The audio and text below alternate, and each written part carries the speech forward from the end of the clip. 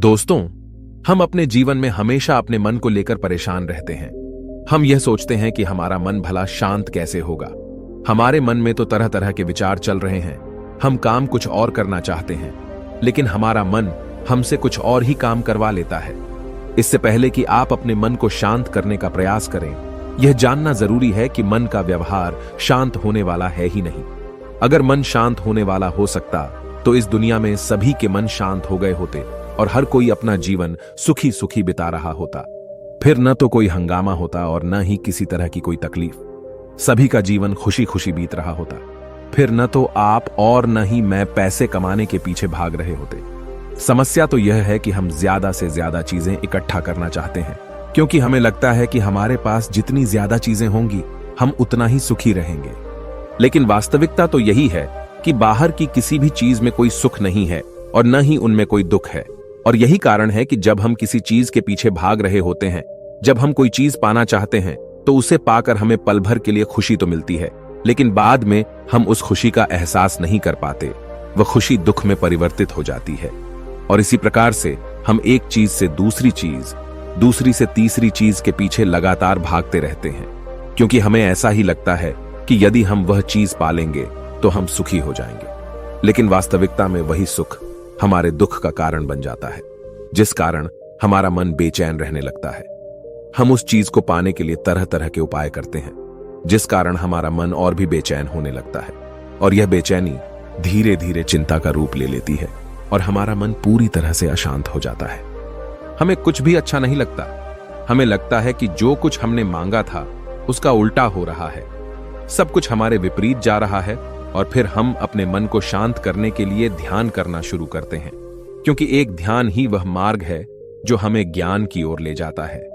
वह हमें यह बताता है कि बाहर किसी भी चीज में कोई सुख नहीं है और न ही दुख है। दुख और सुख तो हमारे मन का भ्रम है। यह हमारे मन की एक उपज है, जिसके लालच में हमारा मन हमें यहां वहां भगाता रहता है। जैसे कि महीनों से भूखे एक भिखारी को अगर एक सूखी रोटी भी मिल जाए तो वह उसके लिए सुख है, वह उसके लिए अमृत है। और ठीक उसी के विपरीत यदि किसी धनवान के घर पर 56 प्रकार के भोग भी बन जाए, तब भी वह उसे खाकर तो दुखी ही रहेगा। यह तो उनकी मनस्थिति पर निर्भर करता है। इसे और अच्छे से समझने के लिए आज की जो कहानी मैं आपको सुनाने जा रहा हूं, इस कहानी के माध्यम से आप यह समझ पाएंगे कि हमारे मन की स्थिति क्या है और हम इसे कैसे नियंत्रित कर सकते हैं। तो चलिए बिना किसी देरी के कहानी शुरू करते हैं। एक समय की बात है, एक गांव में एक युवक रहता था जिसका मन बहुत ही अशांत रहता था। वह हमेशा तनाव में रहता। वह अपने मन को शांत करना चाहता था, लेकिन उसे कोई भी उपाय नजर नहीं आ रहे थे। उसके जीवन में कई प्रकार के दुख थे, जिनके कारण वह हमेशा तकलीफ में रहता, तनाव में रहता। एक दिन उसे पता चला कि उसके गांव में एक बौद्ध भिक्षु आए हुए हैं, जो सभी को दुख और सुख पर उपदेश दे रहे हैं। वह युवक तुरंत ही घर से निकला और उनके आश्रम जा पहुंचा। वहां पर पहुंचने के बाद उस युवक ने देखा कि वह बौद्ध भिक्षु सभी गांव वालों को उपदेश दे रहे थे। बौद्ध भिक्षु कह रहे थे कि सभी के जीवन में कोई ना कोई सुख और दुख तो आता ही रहता है, जिस कारण हमारा मन बहुत अशांत रहता है। और एक अशांत मन इस दुनिया का कोई भी सुख नहीं ले सकता, फिर चाहे उसे पूरी दुनिया की धन दौलत ही क्यों ना मिल जाए, वह उसे पाकर भी दुखी ही रहेगा। परंतु जिस व्यक्ति का मन शांत है, उसके पास चाहे कुछ भी हो या ना हो, वह हर छोटे पल का आनंद ले सकता है। वह हर पल को खुशी खुशी जी सकता है। इस दुनिया का और इस जीवन का परम सुख भी प्राप्त कर सकता है। इतना कहकर उन बौद्ध भिक्षु ने अपना प्रवचन समाप्त कर दिया और वापस आश्रम की ओर लौट गए। युवक भी उनके पीछे पीछे आश्रम पहुंच गया और इस युवक ने उन बौद्ध भिक्षु से कहा, हे गुरुवर, अभी कुछ देर पहले आप उपदेश दे रहे थे कि एक शांत मन हर पल का आनंद ले पाता है, हर पल को सुखी सुखी जी पाता है। लेकिन इस दुनिया में सभी के पास मन है और सभी के मन अशांत है, तो ऐसे में भला अपने जीवन को कोई सुखी सुखी कैसे जी सकता है। इस दुनिया में शांत मन किसी के पास नहीं। मेरे पास भी एक ही मन है और वह भी शांत नहीं है। गुरुवर, क्या आप बता सकते हैं कि मैं अपने इस मन को कैसे शांत करूं? तभी बौद्ध भिक्षु ने उस युवक को ध्यान के बारे में समझाया, ध्यान के फायदे बताए और उसे कहा, बेटा, ध्यान करने से हमारा मन शांत हो जाता है। हम विचारों के दलदल से बाहर आने लगते हैं और इस कारण हमारे जीवन में सुख उत्पन्न होने लगता है। यदि तुम भी अपने जीवन में सुखी होना चाहते हो, अपने मन के इन विचारों के दलदल से बाहर निकलना चाहते हो, तो तुम्हें ध्यान करना चाहिए। तुम्हें ध्यान का अभ्यास करना चाहिए, क्योंकि यही वह मार्ग है जो तुम्हारे मन को शांत कर सकता है और तुम्हें सही राह पर ला सकता है। उस युवक ने उन बौद्ध भिक्षु की बात मान ली। उस युवक ने उन बौद्ध भिक्षु को प्रणाम किया और वापस घर चला गया। घर पहुंचने के बाद उसने ध्यान करना शुरू किया। वह रात भर ध्यान करता रहा, लेकिन उससे उसे कोई लाभ नहीं हुआ। इस कारण वह अगली सुबह फिर से उन बौद्ध भिक्षु के पास पहुंचा और उन बौद्ध भिक्षु से कहता है, गुरुवर, आपके कहे अनुसार मैंने रात भर ध्यान किया है, लेकिन उससे मुझे कोई लाभ नहीं हुआ। मेरा मन तो अभी भी अशांत है। आप तो कह रहे थे कि ध्यान करने से हमारा मन शांत हो जाता है। तभी वह बौद्ध भिक्षु उस युवा से कहते हैं, ध्यान कोई एक बार करने की चीज नहीं है, यह तो अभ्यास है और धीरे धीरे समय के साथ मन शांत होता जाएगा। इस पर वह युवक कहता है, हे गुरुवर, मेरे पास इतना समय नहीं है। मुझे कोई ऐसा मार्ग बताइए जिससे जल्दी जल्दी मेरा मन शांत हो जाए और मैं खुशी खुशी अपना जीवन जीने लग जाऊं। ऐसे तो मेरा बहुत समय बर्बाद हो जाएगा। मुझे कुछ ऐसा बताइए गुरुदेव, जिससे मेरा मन आज के आज और अभी शांत हो जाए, जिससे मैं सुख की अनुभूति कर पाऊं, मुझे सुकून मिले। उस युवक की यह बात सुनकर बौद्ध भिक्षु मुस्कुराने लगे। उन्होंने उस युवक से कहा, बेटा, मेरे पास तुम्हारे लिए कुछ ऐसा है जिससे तुम्हारा मन अभी के अभी शांत हो जाएगा। इतना कहकर वह बौद्ध भिक्षु अपने आश्रम में गए और अंदर से एक घड़ा लेकर आए और उस युवक को थमाते हुए कहते हैं, जाओ और पास की बह रही उस नदी से इस घड़े में पानी भर कर लाओ। उन बौद्ध भिक्षु के इतना कहने के बाद उस युवक ने वह घड़ा हाथ में ले लिया और नदी की तरफ जाने लगा। उसके बाद मन ही मन सोच रहा था कि लगता है यह गुरु पागल है, इन्हें कुछ नहीं पता। भला यह घड़ा मेरे जीवन में शांति कैसे ला सकता है? यह मेरे मन को शांत कैसे कर सकता है? लेकिन उसके पास और कोई रास्ता नहीं था, जिस कारण उसने घड़ा लिया और पास वाली नदी के पास पहुंच गया। उसने उस नदी में से उस घड़े में पानी भरना शुरू किया, लेकिन जैसे ही उस व्यक्ति ने उस घड़े को नदी से बाहर निकाला, तो उस युवक ने देखा कि उस घड़े के चारों ओर छोटे छोटे छेद हैं, जिससे पानी तेजी से बाहर की ओर निकल रहा था। उसने लगातार कई बार प्रयास किए, लेकिन काफी बार कोशिश करने के बाद भी वह उस घड़े को पूरा नहीं भर पाया और थक हार कर उन बौद्ध भिक्षु के पास वापस लौटा और क्रोधित होकर कहता है, गुरुवर, आपने यह कैसा घड़ा दिया है? इसके चारों तरफ तो छेद है। भला मैं इसमें पानी कैसे भरकर ला सकता हूं? जब भी मैं पानी भरता हूं, इस घड़े के छेदों से सारे पानी बाहर निकल जाते हैं। इस घड़े को मैं पूरा नहीं भर सकता। तभी वह बौद्ध भिक्षु उस युवक को शांत कराते हुए कहते हैं, बेटा, शांत हो जाओ। तुम्हें तुम्हारे प्रश्न का जवाब ही तो दे रहा हूं, और यदि तुम क्रोधित अवस्था में इस जवाब को सुनोगे तो इसे समझना तुम्हारे लिए मुश्किल हो जाएगा। इसलिए शांत हो जाओ और मेरी बात समझने का प्रयास करो। ये जो घड़ा मैंने तुम्हें दिया है, इसे अपना मन समझो, और मन केवल दो ही प्रकार से शांत हो सकता है। पहला यह कि तुम उसे लबालब पूरा भर दो और उसमें कुछ भी और आने जाने की जगह न बचे। क्या तुम इस घड़े को इस प्रकार भर सकते हो? इस पर वह युवक कहता है, हे गुरुवर, मैं इस घड़े को लबालब नहीं भर सकता, क्योंकि जब भी मैं इसमें पानी भरता हूं, सारा पानी तो छेद से बाहर निकल जाता है। तभी वह बौद्ध भिक्षु उस युवक से कहते हैं, ठीक इसी तरह हम भी अपने मन को कभी नहीं भर सकते। हम जितना इसमें डालते जाएंगे, वह सब कुछ हमारे शरीर के द्वारा बाहर आता रहेगा।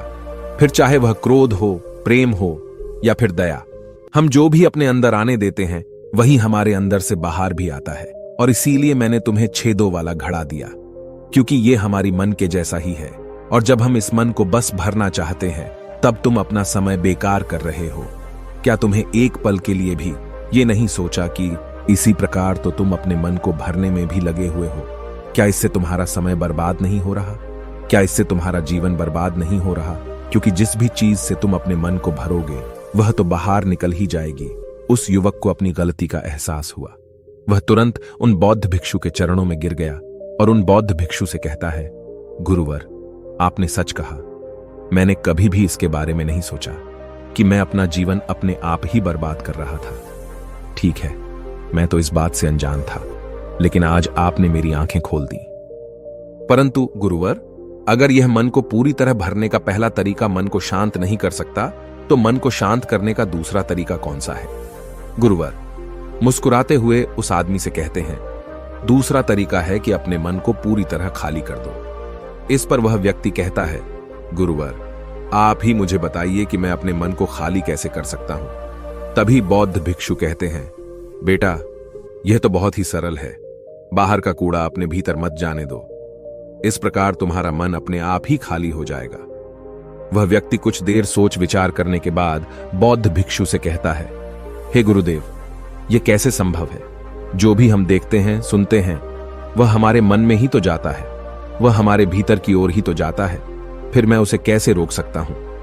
इस पर बौद्ध भिक्षु मुस्कुराने लगे और उस युवक से कहते हैं, बेटा, मैं तुम्हें यही तो समझाने का प्रयास कर रहा हूं कि मन को केवल ध्यान से ही जीता जा सकता है और एक दिन ध्यान करने से कुछ नहीं होने वाला। हमें इसके लिए समय देना होगा, हमें इसके लिए धैर्य रखना होगा, इसका निरंतर अभ्यास करना होगा। आगे बौद्ध भिक्षु उस युवा से कहते हैं, बेटा, क्या तुम्हें प्यास लगी है? युवक कहता है, हां गुरुवर, मुझे बहुत जोरों की प्यास लगी है। इस पर उन बौद्ध भिक्षु ने उस युवक को पानी पिलाया और कहा, ये लो, पानी पी लो, इससे तुम्हारी प्यास बुझ जाएगी। लेकिन मुझे एक बात बताओ, क्या आज पानी पी लेने से फिर तुम्हें कभी प्यास नहीं लगेगी? तुम कभी फिर मुझसे पानी नहीं मांगोगे? इस पर वह युवक कहता है, गुरुवर, आप कैसी बातें कर रहे हैं? पानी तो हमारे जीवन का एक हिस्सा है, इसके बिना तो हम मर जाएंगे। और आप कह रहे हैं कि आज पानी पी लो और उसके बाद मैं कभी पानी न पीऊं। यह भला कैसे संभव है? प्यास तो हमें रोज आती है और हम रोज पानी पीते हैं, इसके बिना तो हम मर जाएंगे। तभी बौद्ध भिक्षु मुस्कुराते हुए उस युवक से कहते हैं, ठीक इसी प्रकार एक दिन के ध्यान से हमारा मन शांत नहीं हो सकता।